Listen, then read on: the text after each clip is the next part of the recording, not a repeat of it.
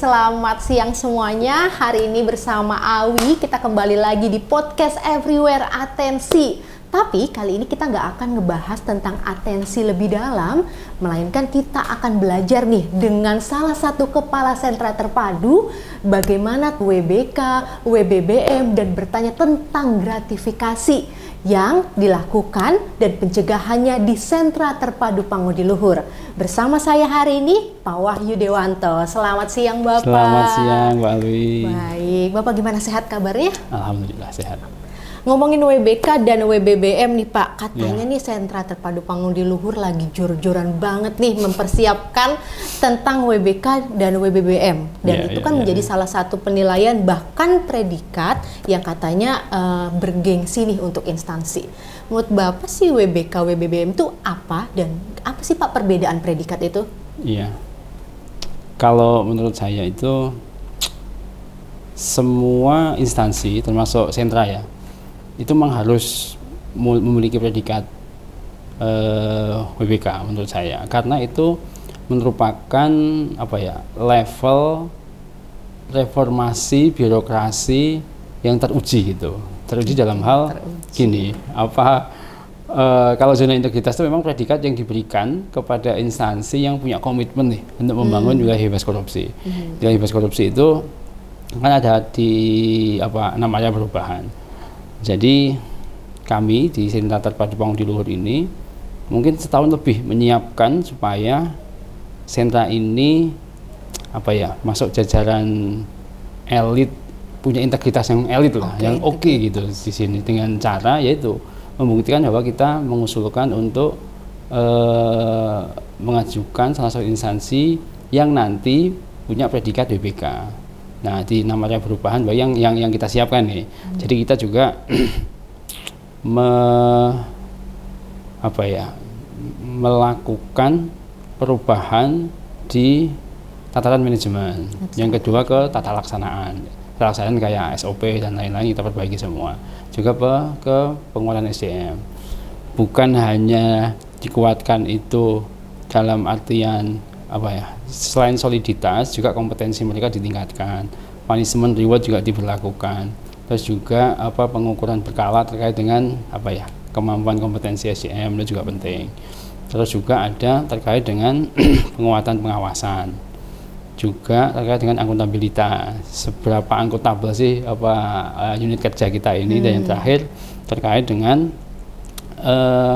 kualitas pelayanan publik yang diberikan kepada masyarakat. Sehebat apa nih? Apakah masyarakat sudah puas, sudah merasa dilayani dengan baik atau tidak? Nah, dan nantinya kan ini kita sebar survei ke semuanya yang pernah kita layani terkait dengan, menurut gampangnya gini, layanan publik di kita Anda dilayani dengan baik atau enggak? Ya, skornya berapa gitu.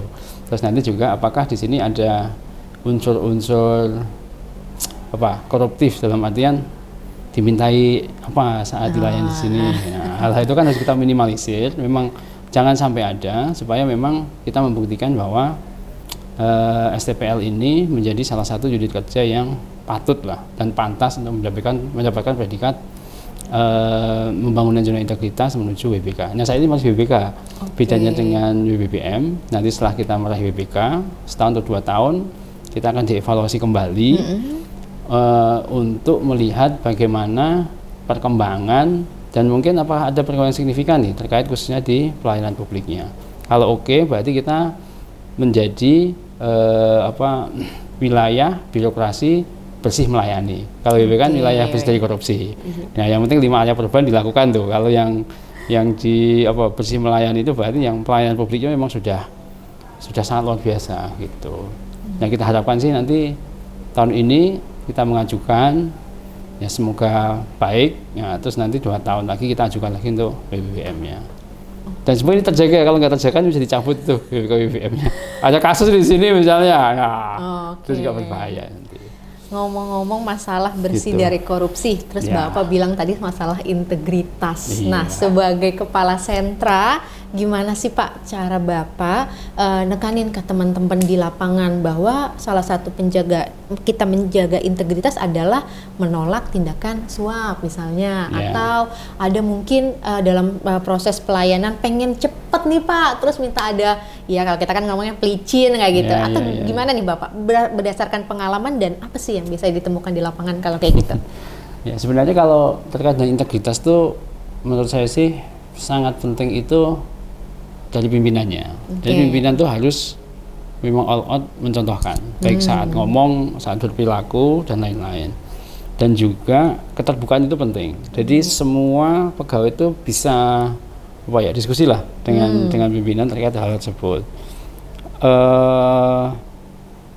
Kalau misalnya disuap atau enggak, saat ini saya belum menemukan kasus, tapi kalau yang paling banyak itu kan kita diberikan oleh-oleh nih, misalnya oleh-oleh berupa entah baju, entah makanan. Ya kalau makanan kan di sini kan memang tempat untuk rehabilitasi, jadi banyak orang yang membutuhkan. Jadi bisa kita makanan itu kita terima, atau dari yang ngasih ke kita itu bisa langsung mengasihkan ke penerima manfaat yang ada di sini, kan banyak. Nah, terus juga kalaupun kain dan lain-lain, nah mungkin itu bisa dijadiin satu box, nanti kita bisa serahkan ke UPG di Kementerian Sosial, gitu. Misalnya kita terima jam tangan, tapi nggak pernah kalau jam tangan, terima paling ya kain, itu wujud penghargaan tamu ke kita. Gitu. Nah itu nanti kita kumpulkan, kita kasihkan ke UPG yang ada di Kementerian Sosial, di Ijen biasanya. Oke, berarti itu Pak yang biasanya kerap terjadi kita temuin itu adalah instansi yang berkunjung suka bawa buah tangan. Ya, begitu yang paling sering. Oke, terus biasanya kalau makanan tuh memang langsung dikasih ke PM ya gitu ya Pak? Atau? Ya, biasanya kalau makanan nanti kita minta mereka mau ngasihkan atau kita yang ngasihkan. Tapi kalau kita nggak enak ya, kadang-kadang kan ada nih tamu yang betul-betul kalau dikasih nggak enak banget nih ya. Nanti setelah diterima kita foto, kita kasihkan ke penerima manfaat. Jadi kan ada sekitar PM kita tuh sekarang 241. 241. Dan itu semua orang-orang yang pasti tidak beruntung, dalam artian dalam masuk DTKS semua itu. Nah, jadi berhak menerima bantuan. Nah, itu. Oke, mencegah gratifikasi dengan charity nih ya konsepnya nih ya. Ya, bisa langsung atau tapi memang kalau di sini kan jarang kita temukan. Mungkin yang rawan ketika kita ke lapangan itu memang bisa saja misalnya dari instansi terkait yang dari daerah itu minta kita untuk membantu sekelompok orang itu misalnya. Nah itu yang wujud antisipasinya itu kan memang setelah mereka melakukan kunjungan ke lapangan itu kan akan didiskusikan dengan kantor. Nah silsilahnya itu jelas. Kalau misalnya si penerima bantuan itu memang masuk DTKS atau di kesehatan sosial, berarti upaya untuk bantu. Tapi kalau enggak ya tidak bisa dibantu. Oke.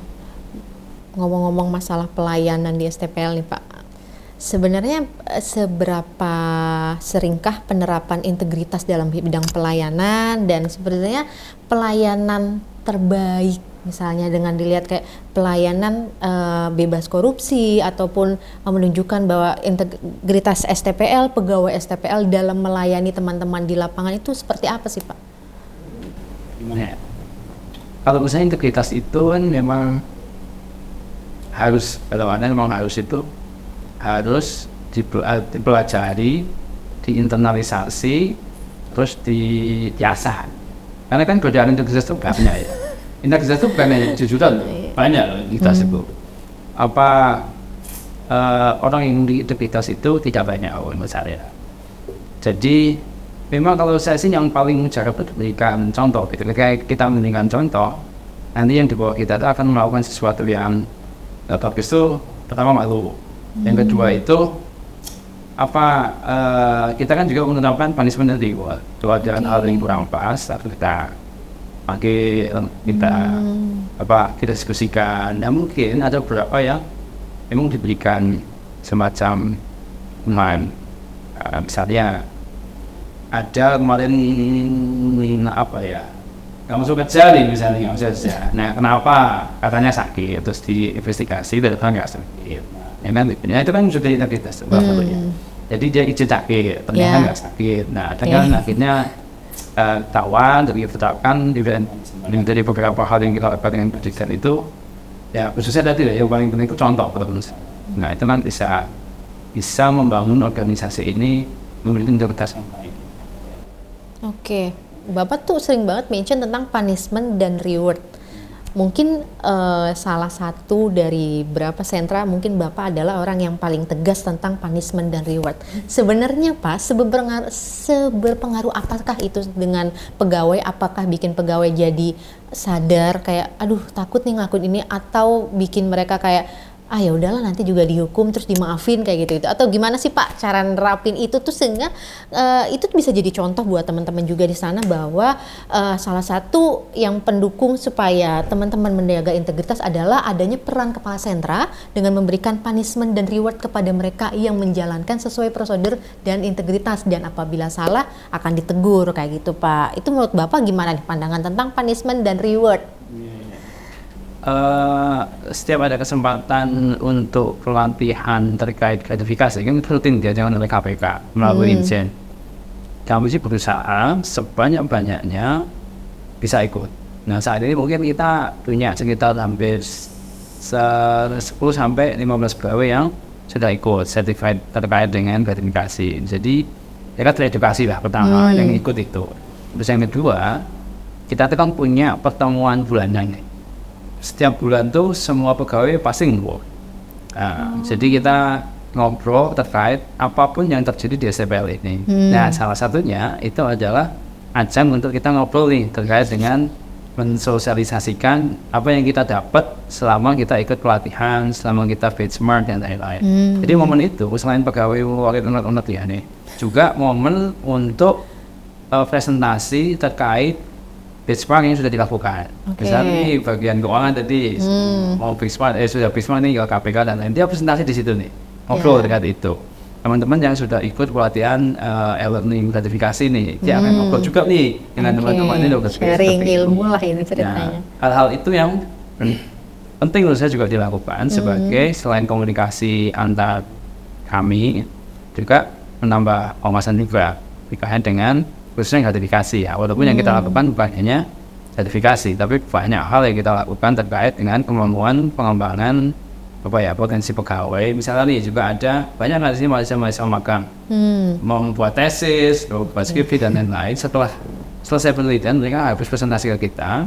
Kenapa? Kan kayak itu kayak pembelajaran tanpa, jadi kita itu kan sudah banyak praktek, tapi kadang-kadang tidak ada teori-teori yang bisa kita pakai ini. Jadi apa aja gitu. Tapi kan mahasiswa yang makan di sini terus dia presentasi terkait dengan hasil penelitiannya dengan menyampaikan beberapa teori-teori ini, entah yang psikologi, entah yang sosial, entah yang itu medis. Nah, itu kan menambah kita lebih oke gitu. Jadi yang makan di situ wajib untuk melakukan presentasi pasca penelitian, salah satunya itu. Selain kita ketemuan paling ya. Tapi kalau menurut saya yang paling penting juga tadi, contoh dari pimpinan itu nomor 1 kalau menurut saya.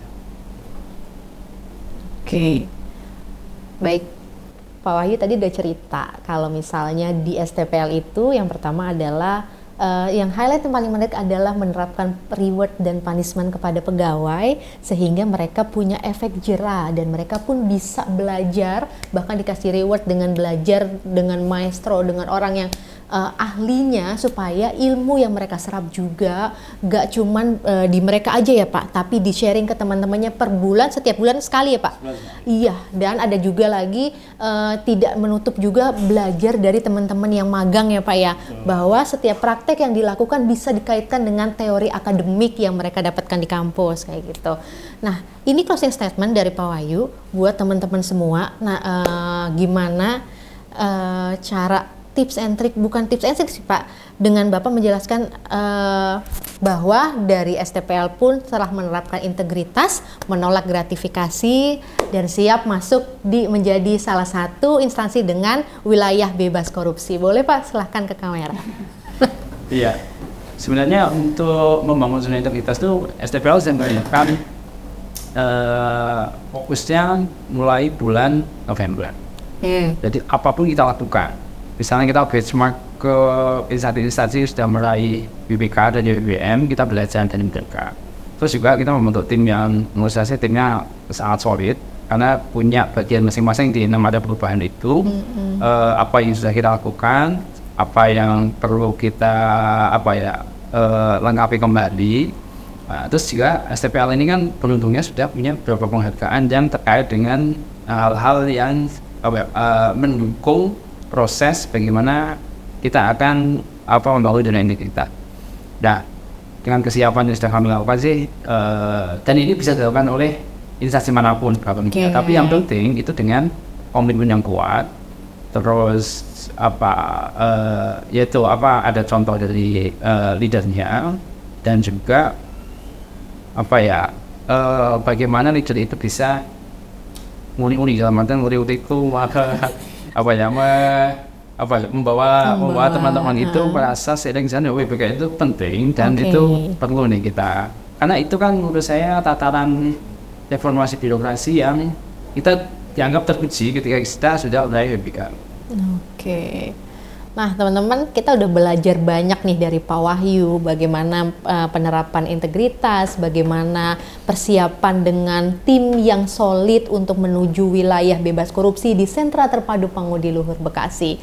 Saya ucapkan terima kasih banyak Bapak atas ilmu-ilmunya, dan kita senang banget bisa ngobrol dengan Pak Wahyu. Siapa tahu di lain kesempatan kita tidak hanya berbicara tentang integritas ya Pak, siapa tahu nanti ada event menarik lagi di STPL yang bisa kita kunjungi dan kulik lebih dalam nih bareng Pak Wahyu tentunya. Saya Awi dan saya Wahyu. Kami ucapkan terima kasih. Sampai jumpa.